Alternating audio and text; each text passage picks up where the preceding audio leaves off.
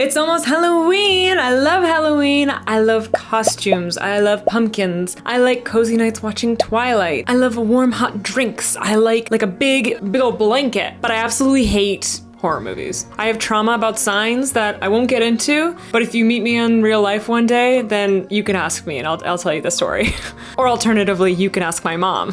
So in order to survive spooky season, I have made it my mission to get over this fear. I can't turn off the TV every time I scroll through Netflix and see an unbelievably scary promo for a horror movie. That's just not sustainable. And what better way to face my fears than to draw some scary stills from horror movies this holiday season? I think this will not only be good for my artistic growth, since I've been, painting movie stills for quite a few years, but I think it'll be also good for my heart rate. Okay, but honestly, planning for this video, going through scary stills, I wasn't doing too well. I can only go so far since I literally jumped from my seat seeing Babadook screenshot jump scare. So you're getting what you're getting. Okay, but did you see my outfit yet? Did you see it yet? This was gonna be my Halloween costume, but then I got invited to a scary Halloween event, and now I have to dress as something scary. So I guess I'll be returning this unless I can double this and wear this to the Calgary Stampede. All right, study number 1. So this first piece is from the Zone of Interest. And yes, I know it's not technically a horror movie, but it's very disturbing. And I count it as a spooky film. Also, I highly recommend it. It is an awesome film. I chose this piece because if there's something I learned from making film studies in the past, is to start simple for a warm-up. And that means grayscale. So when I paint in black and white, I only have to focus on the value spectrum and not the hue spectrum. So my brain is only half on right now when I'm doing this painting. There's this really cool moment in the film where we're watching this girl in night vision mode. So the grayscales are basically inverted. So I thought this was a cool visual moment, but also simple enough where I can really focus on the tones, texture, no background. Really only spend 30 minutes to loosen up, warm up, and get into the feel of doing a film study again, Study number 2. Okay, Saltburn isn't technically a horror either, but stay with me here. I would count it as a disturbing psychological thriller, so we're getting closer to a horror direction now, right? I was drawn to this piece because the interesting composition, but also the simplicity of it. I'm still in warm-up mode. I didn't want a busy background or even complicated colors. This moment has a pretty limited palette, which can really let me focus on my values again. And this piece allows me to focus on the interesting negative space and bring my dark values really quite dark, that almost the body is meshing into the darkness of that background. I like that. And yes, I'm tracing over the movies still because this isn't a study to work on my sense of composition or my sense of placement and design. This is a study focusing just on value, color, and texture. So don't at me. I always start with the background. Number 1, to get out of the way first so I don't have to do it later. And 2, it really creates the context for the character's tone and color. Now my eyes see the context of the environment and I can see the small and subtle changes in color that I wouldn't notice otherwise. Now this moment is tough for me because of the shadow on his body. Do I use blending modes to achieve the shadow, or do I paint the color that I see on him? Choosing the matching color is really tempting because it's the quickest way to achieve that end result, but getting that blending mode right can help you down the line when you want to add subtleties underneath that layer. Although getting that blending mode to match the reference takes a little bit more time. So I did a mix of both, mostly because I'm still trying to figure out my process. So I start with trying to match that color with the paint first. And since this is a color study, I don't use the eyedropper tool at all for the original screenshot. I'm training my eye to see the exact color, so no eyedropper tool. It's really important for me to get the values right, so I'm always looking at my navigator where I have the painting really small so I can see if I'm matching my reference. If it looks good super small, then I know my values and colors are pretty accurate. And then I don't have to get lost in the details. I'm also starting with big shapes since I've made the mistake often of getting too excited and tunnel visioning into details or finishing just one part of the character at a time. I'm also trying not to focus on texture in this piece. I'm switching between a hard and soft brush and a smudge tool, and that's basically it. I'm trying to keep the overall shapes. So if it looks the same from afar, then this study was a success. And that's why I barely zoom into the canvas and draw pretty stationary the entire time. I want to see it small, and only in the very end, I allow myself to zoom in and get those little itty bitty details. Study number 3. Okay, now we're getting into some horror movies. I have trauma with The Ring, so I wanted to overcome that fear by staring at this still for 40 minutes.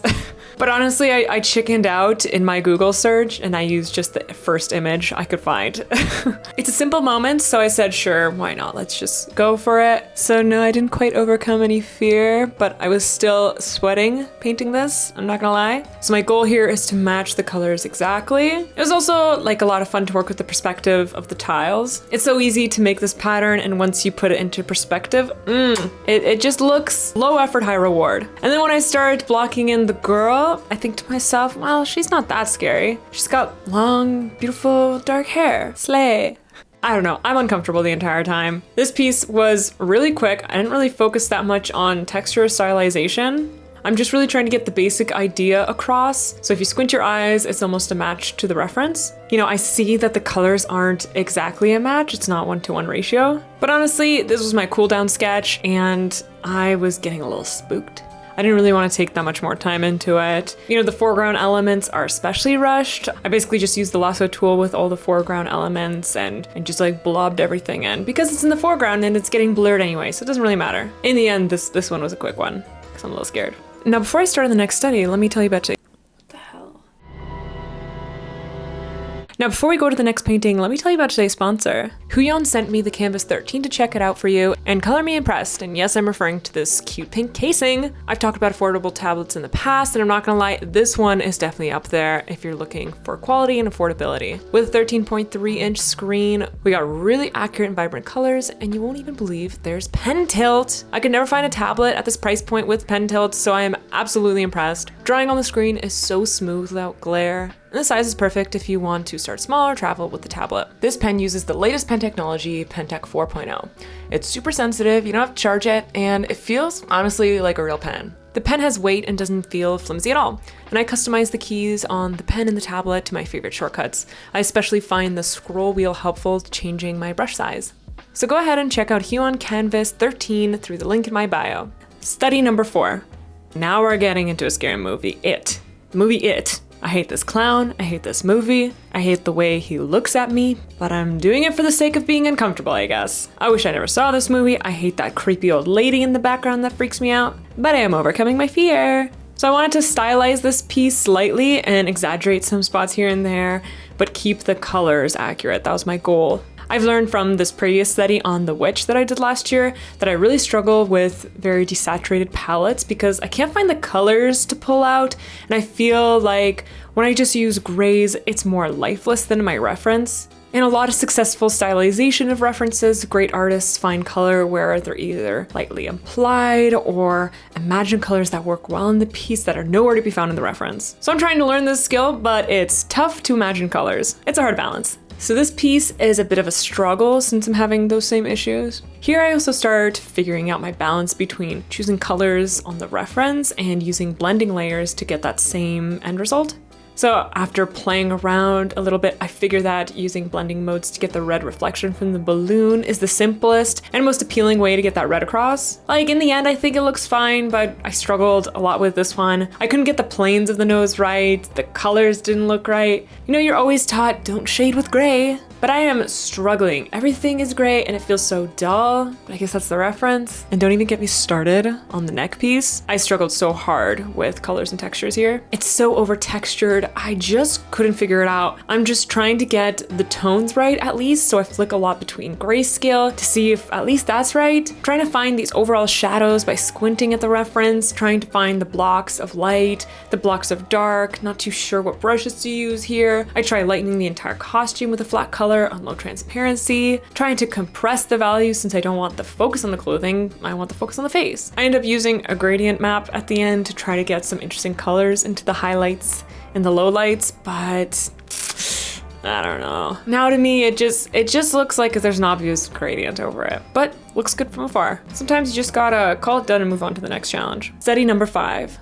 This next study is from Death Becomes Her, recently repopularized by Sabrina Carpenter's newest music video, Taste. I love this shot. This character looks absolutely insane. And for this study, I really want to focus on stylizing the character while retaining that realistic rendering style and lighting. I tried doing this in the past, but getting really realistic lighting on cartoony characters is something I've always struggled with, especially on blue and orange lighting, and I see that I need to rely on blending layers to get that across.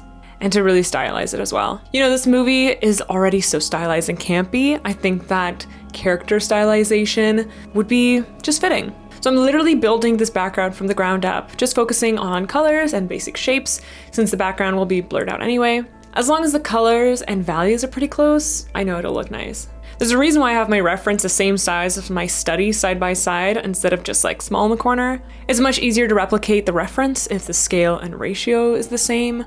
I look back and forth quickly and constantly, and I can easily see any differences or similarity between my painting. So I start blocking out her shapes with the lasso tool, and I can go back later and clean it up, so I'm not too concerned of it looking janky right now. I love the lasso tool because I can get that really crisp silhouette, and I can use a cool brush, like one with interesting color dynamics, to block in my shape. So my block and shape is already pretty textured and interesting before adding softer elements. So after blocking out all the basic pieces, I'm really focusing on getting that skin tone to be accurate. And it's tough because there's multiple light sources, so which one should be the base? I end up trying darker orange since that's closer to her real skin tone, but I end up simplifying the lighting by using a gradient so half her face is blue and the other half is orange. I think if my initial few strokes are accurate when I zoom out, then I could build upon that, not focusing on the more subtle details of lighting. This lighting scenario has always been the one that I struggle with because I never know how to approach it. So after I block in her shapes,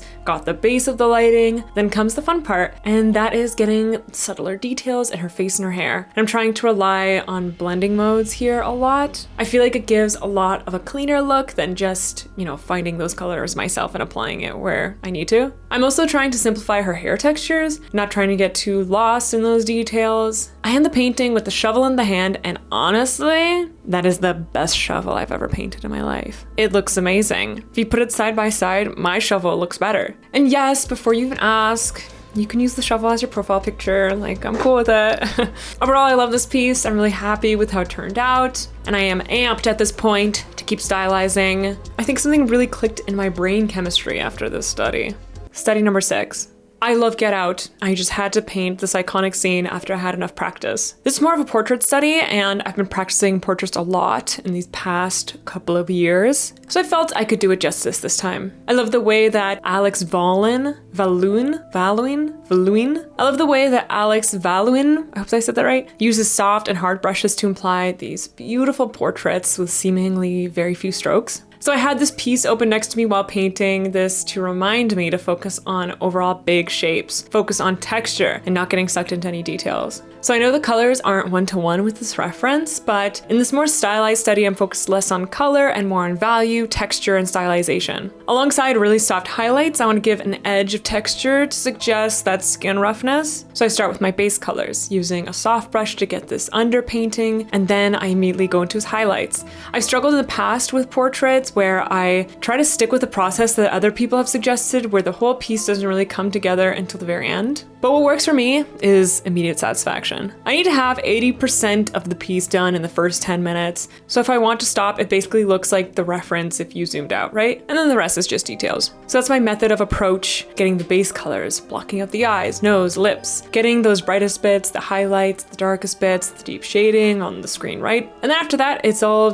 getting in those medium details. I spent only a few minutes on the sweater at the end. I was tired, and as long as the values were there, I wasn't picky with the sweater not looking perfect, since the focus is really the face. In terms of texture, in the end, I think it's a little bit too soft, and I don't really have that really nice big pop of contrast and roughness. But I'm still proud of this piece, and I feel like I've improved a lot, and for a 1-hour study, I think it looks pretty good.